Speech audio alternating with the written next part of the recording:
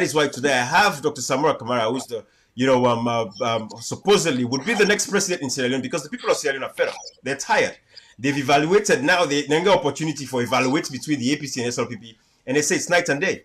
And definitely with Dr. Samura Kamara now in this platform, you can't tell we're witnessing policy, because guys, we're going to talk policy. We're going to talk about moving forward. That is the goal of this live. It's about moving forward. So let me, try to put this video, first of all, of Mr. Francis Benkaifala, the Renaissance man, who all know in story. There's this video that I'm going to share with you guys. I'm going to put it up on the screen, and we have all the, the facts and the details to, break this down, because again, it goes back to these guys, just sending, perceptions out there, creating this terrible persona for people like Dr. Samura Kamara themselves. But Dr. Samura Kamara, before I even put this video on of Francis Benkaifala talking about the Sierra Rutile thing, which of course, like I said, this is going to be in passing, just say hello to the family. And Dr. Samura, just tell me, you've been the Minister of Finance, a Minister, Bank Governor, Minister of Foreign Affairs. Just tell me a little bit, and then we'll take it from there. Go ahead and tell the family Adu for me. Family Unadu, good evening everybody, my brothers and sisters. Thank you very much for watching this program and for following us. My name is Samura Kamara. As a nationalist, I've worked for the people of Sierra Leone, for all of you, for over 40 years in various sectors of the country, of the economy, mainly in the financial sector, many years in the Central Bank of Sierra Leone, and then many years in the public service, in particular in the Ministry of Finance, as Financial Secretary, as well as Minister of Finance and Economic Development. And then from there, went to the Central Bank as Governor of the Central Bank, after having spent many years there, from low position of economic executive, and then rose up to Governor of the bank in 2008. And then, of course, after which I also became Minister of Foreign Affairs and International Cooperation. In between, I had a stint in the International Monetary Fund, in the Executive Director's Office as Alternate Executive Director for Africa, covering 22 countries. Had a long stint at the Commonwealth Secretariat, first as Economics Officer between 1991 and 1994, and then became the Chief Economics Officer between 1997 to 2001, before I came back to Sierra Leone. So I've tried in the process to find ways of how, with my contribution, we can improve the life of every Sierra Leonean by developing a lot of policies and programs, interventions, both during, in fact, before the Civil War, during the Civil War, and after the Civil War. We have been in this period of post-conflict reconstruction since 2002, and we are still reconstructing after the war. It's not an easy thing. It's not a one-day thing. It's not a one-month thing. Like developing a nation is a continuous process and requires the engagement of everybody. We must all be involved. That's what politics is all about. You consult, you agree consensus, and then you execute together. And then you as a leader, you guide the process and provide services for the people. So in short, this is my journey in the government, in serving the government and people of this country.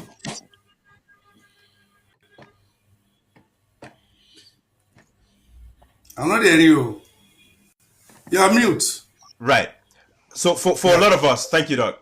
For a lot of us, we have no doubt in your service, exemplary service over the years. So waiting with the can for can do now. We can expose these guys for a little bit.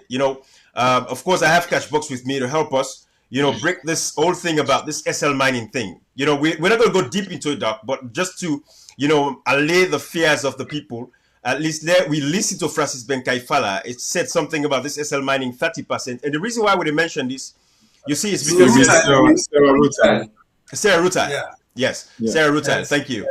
And the reason why we mention is because, again, these are the same guys with now the new contract that is signed with, somebody shared my link. Please, please don't share this link. I only share this link to my guests. People keep calling. If you're sharing this link, please stop. All right. So we mentioned this because the thing is, when you look at these guys themselves, they get 10% with this new deal that Sierra Rutile has signed. We, of course, the Sierra Rutile thing.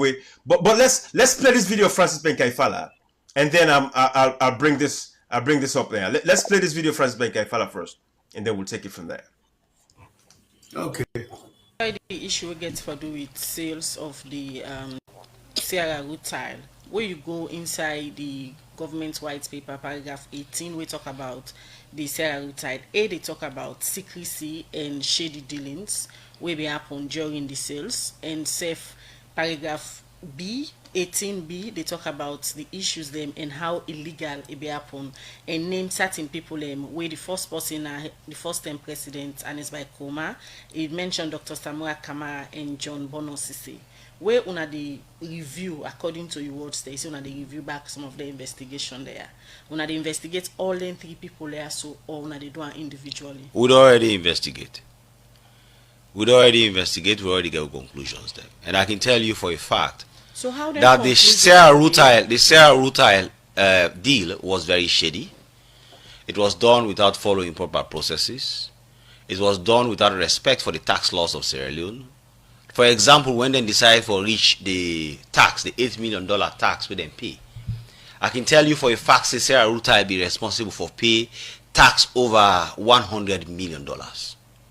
So how they reach the conclusion for say Sierra Rutile should pay $8 million was completely shady, was irresponsible, was careless. So quickly, and as I can speak with you, all the authorities that were involved in that issue don't confirm that themselves.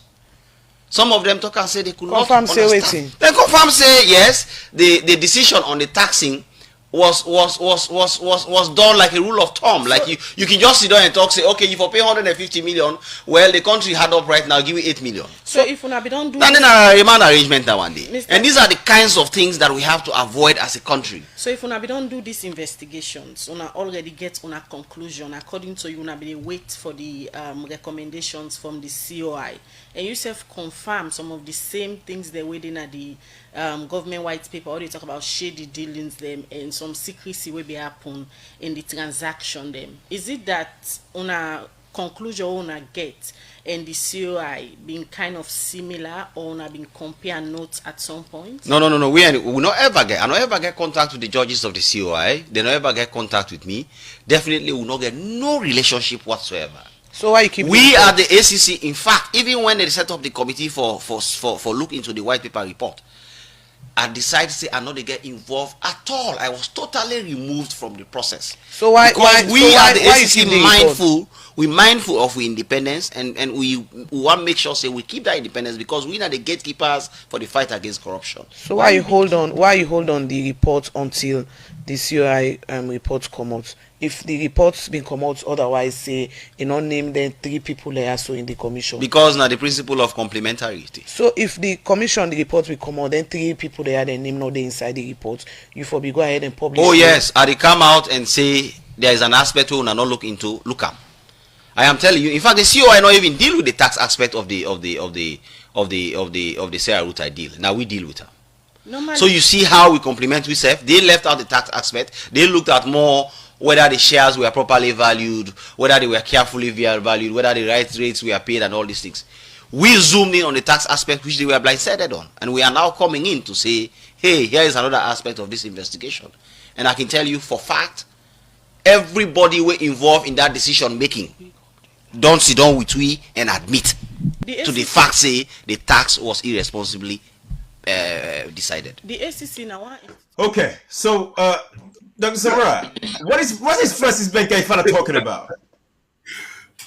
You know, my brother, this is the first time I'm hearing this interview. And the fella is a young man.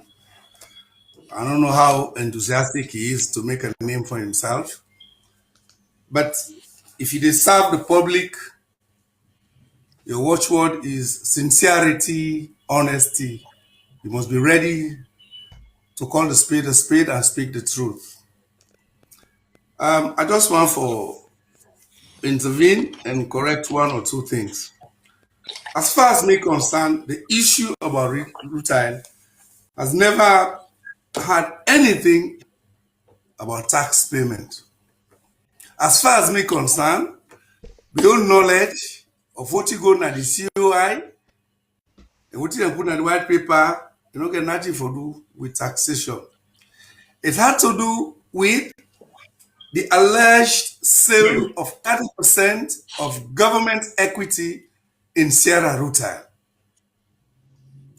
And during the process, during the COI, it was clearly proved that there was no such sale.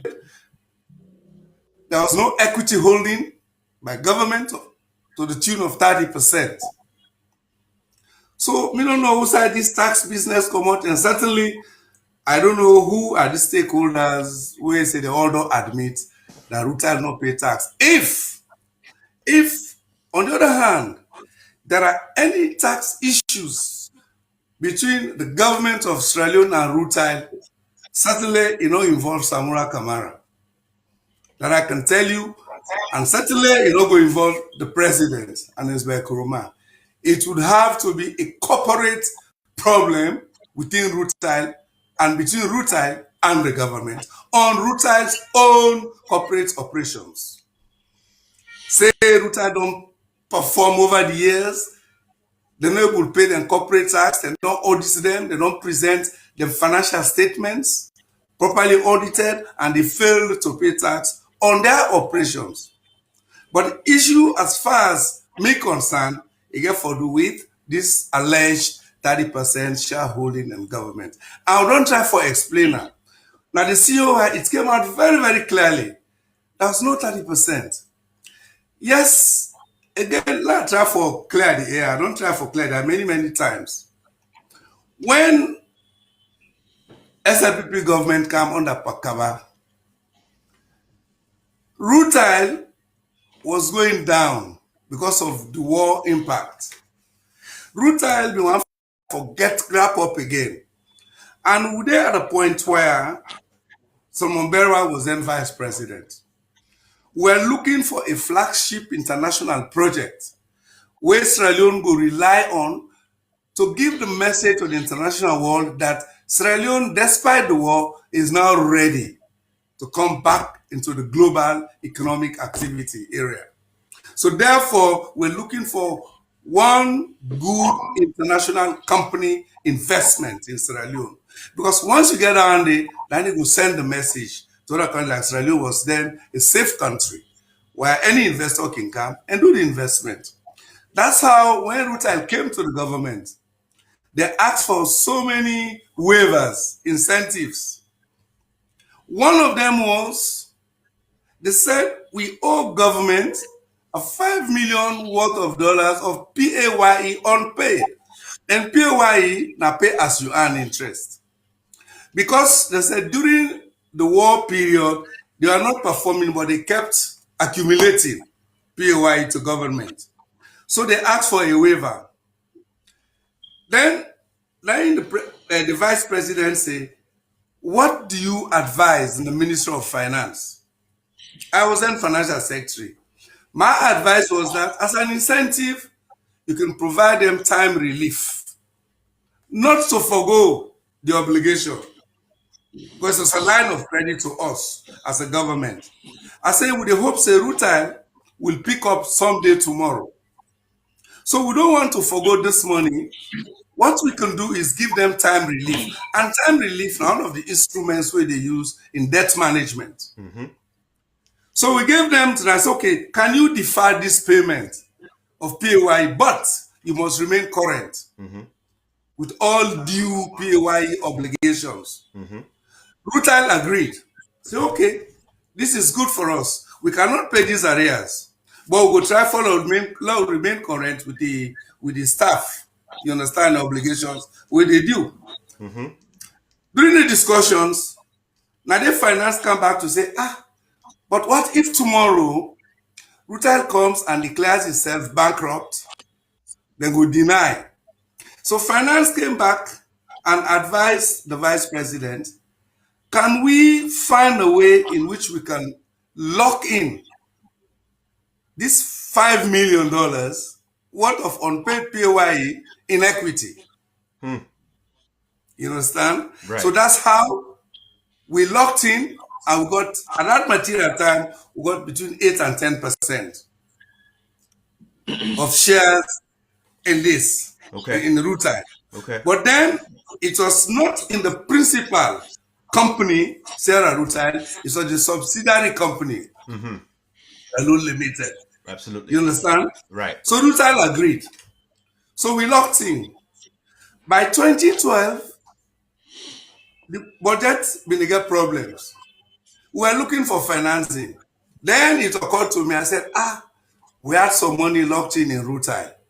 Can we now call on this? On administrative procedure anyway. Right. So we just wrote a letter, wrote a memorandum to the president, and the president, bring the facts to him. He gave us executive approval to call on his debt. By the time we negotiated with Rutile, based on the formula that was agreed under Solomon Barrow's stewardship as vice president, with we in finance, it rose, when we calculate, I go from $5 million to $12 million. You don't understand? Right. So we call on the $12 million. And Rutile paid the $12 million there and then. And these funds were paid direct to the Sierra Leone government account at the central bank. That's why during the Commission of Inquiry, even the transfer document, the SWIFT, was shown as evidence. Right. And the bank was confirmed receiving those funds. So now, if anybody tell me, say, it was a shady deal, I find it very surprising. But all of this, my brother, it came from the GGT report. Right. And if they ask me about how do we move forward as a country, you must make one big step in life, and even as a nation. Do not mismanage the transition. Do not mismanage the interface between your past government and your own government. Right. If you manage that interface. Go ahead, Doc. I think we lost him there. No, okay, the network, I guess. Yeah. Ibrahim, just while you're doing that, the first link I sent you, exactly what he's explaining now, the area I shaded green, that's exactly what he's talking about, the 30% there. Okay. Because let me go to that. Guys, bear with us. Of course, again, Africa Network. Yes, sir. Blackout. Okay. All right. Okay. Thank you. Okay. Join me now. We ready. Salon people. These are the things we're talking about. Now, blackout goes on. Blackout.